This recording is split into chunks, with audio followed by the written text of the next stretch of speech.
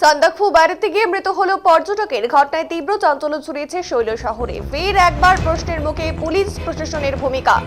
বারবার পর্যটকদের মৃত্যু হওয়ায় উদ্বিগ্ন পর্যটন মহল। পুলিশ সূত্রে জানা গিয়েছে মৃতের নাম অঙ্কিতা ঘোষ, যার বয়স 28 বছর। তিনি উত্তর 24 পরগনার দমদমের অশোকনগরের মুকুন্দ দাস রোডের বাসিন্দা।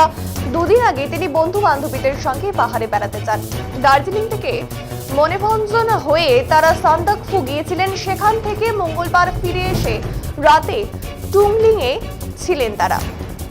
এদিন রাতে খেয়ে ঘুমোতে গিয়েছিলেন অঙ্কিতা। এরপর মধ্যরাতে আচমকাই তিনি অসুস্থ হয়ে পড়েন। বন্ধুরা তাকে নিয়ে আসেন সুখিয়া পুকুরি ব্লক প্রাথমিক স্বাস্থ্য কেন্দ্রে।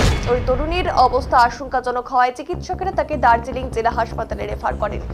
সেখানে নিয়ে যাওয়া হলে অঙ্কিতাকে মৃত বলে ঘোষণা করেন কর্তব্যরত চিকিৎসক।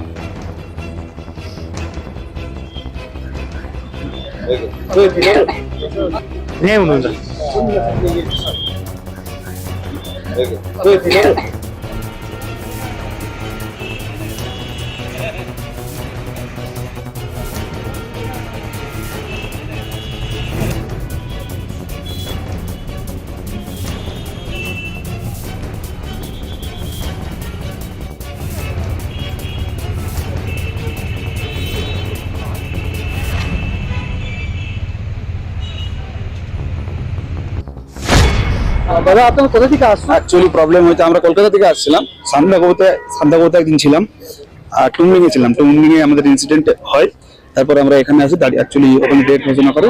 অ্যাকচুয়ালি আমরা টুংলিং এ ছিলাম। টুংলিং এ থেকে রাতের বেলা উনি বাথরুমে গেছেন, ও বাথরুমে পড়ে গিয়েছিলেন, সেটা আমরা জানি না। পরে যখন আমরা গিয়ে দেখি তো উনি ওই অবস্থা আমাকে বার করি, তো হোটেল থেকে গাড়ি করে তারপরে আমরা এখানে নিয়ে আসি। অ্যাকচুয়ালি আমরা বুঝতে পারছিলাম না কোনো কিছু, হেল্পলেস ছিলাম। আপনার কতজন ছিল? আমরা 4 জন ছিলাম। কোথায় থেকে? হ্যাঁ, কলকাতা থেকে আসছি। কলকাতা থেকে। ওই মেয়েটার নামটা কি?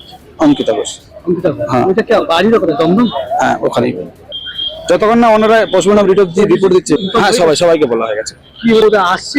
না, ওনারা আসবেন না, আমরাই নিয়ে যাবো। বেসিক্যালি হ্যান্ড ওভারের জন্য ওনারা পাঠিয়ে দিয়েছে, এনওসি পাঠিয়ে দিয়েছে।